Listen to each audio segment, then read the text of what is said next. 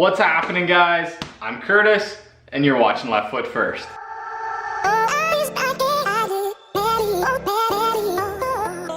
Alright guys, so last episode we got one of the 4 axle brackets tacked on. Once the camera battery went dead, I actually tacked on the second one to make a matched pair here, so that I could bolt on these guys, the linkages, just to kind of give them a little test fit. So today we're going to measure these up and try to replicate what we did on this side on the other side. So let's grab a set of calipers and get into it.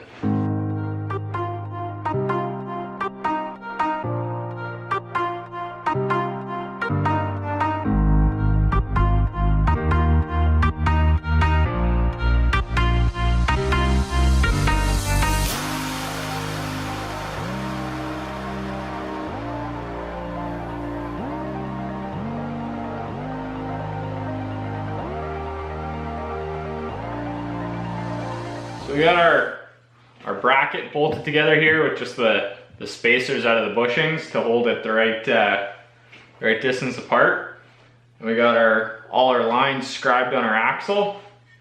So now we need to weld this on, but it also has to be parallel with that one over there. We can't have it up like that or down like that.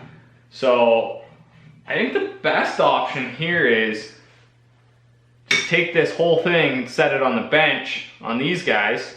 And the bench is flat and parallel, so if these are resting on it, these should be flat and parallel. Thinking.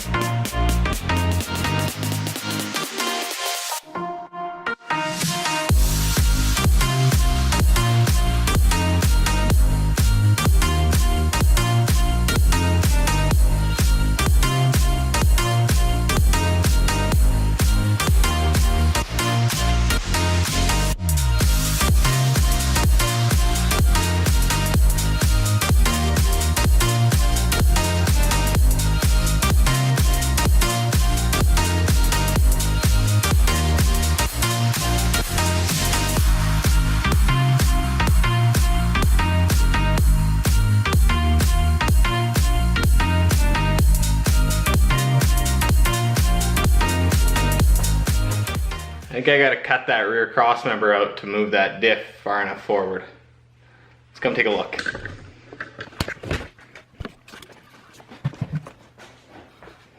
So right there you can see this frame member.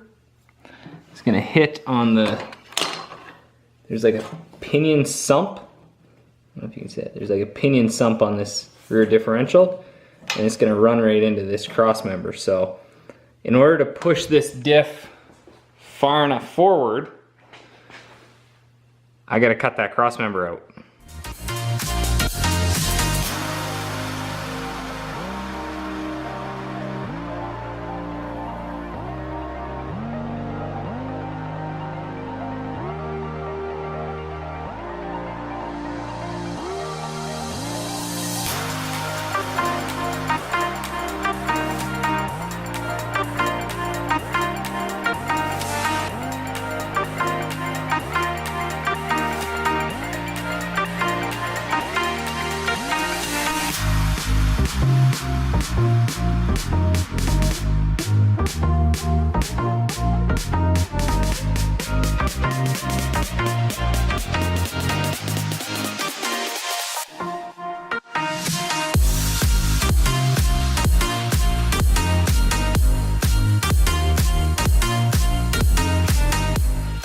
Alright, we got the axle housing as near as I can make it right now to level to the chassis, square to the chassis, and center to the chassis. Yeah, those are the three that we did. So this is where I believe the final resting place is going to be. So to double check that though, I'm going to throw the spider gears in, like the ring gear, and then the axles, and we'll actually bolt up the wheels and tires and make sure that those fit and sit where we want them to go. And then we can start looking at chassis side mounts for this 4-link.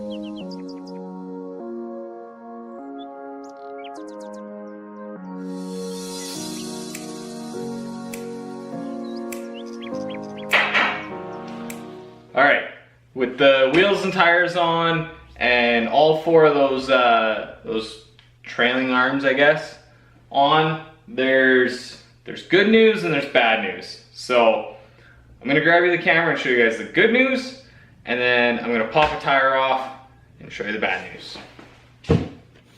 All right, so good news first, they fit. There's lots of clearance there. There's clearance in between the chassis, so it won't hit the chassis. And there's clearance up to the tires, so they won't hit there. Because remember, this is going to have a panhard bar running across there. So as this suspension moves up and down, it's going to move back and forth just a little bit. So we got to make sure that we have plenty of clearance there. So let's pull this tire off, and I'll show you the bad news.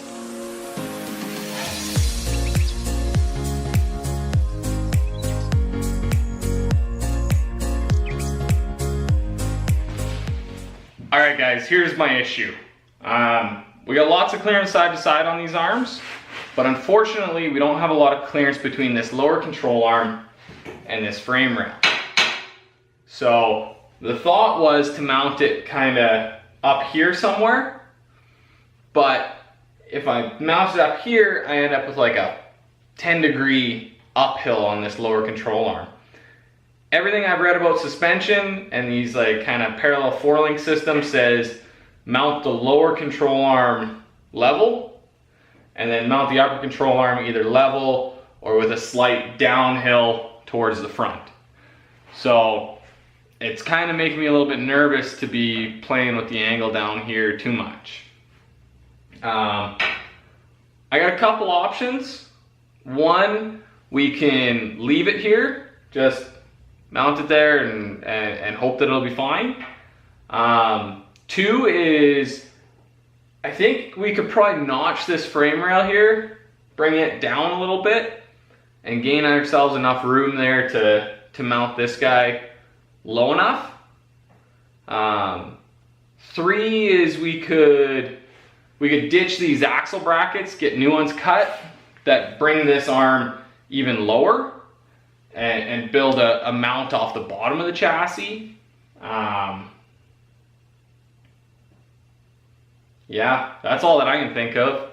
I kind of want your guys' advice, what you think I should be doing, because I'm not an expert on this, and I figure if at least, you know, 3 not experts vote, we'll at least make up 1 expert. So let me know what you guys think. If you guys got a better idea of what I should be doing here, or if I'm just way out to lunch and worrying about something that doesn't matter, let me know. Also, this axle's got to come down another like 3 or 4 inches. This is at ride height, so this has got to come down for droop. And if that comes down, that makes this clearance issue even worse. So we got to be a little bit careful on that. But let me know what you guys think. I'm gonna end the episode there, and I'm gonna ponder this one for a little bit, and hopefully when I come back next week, we'll know what to do there, and we can make some progress. So thanks for watching. I'm out. I'll see you guys next week.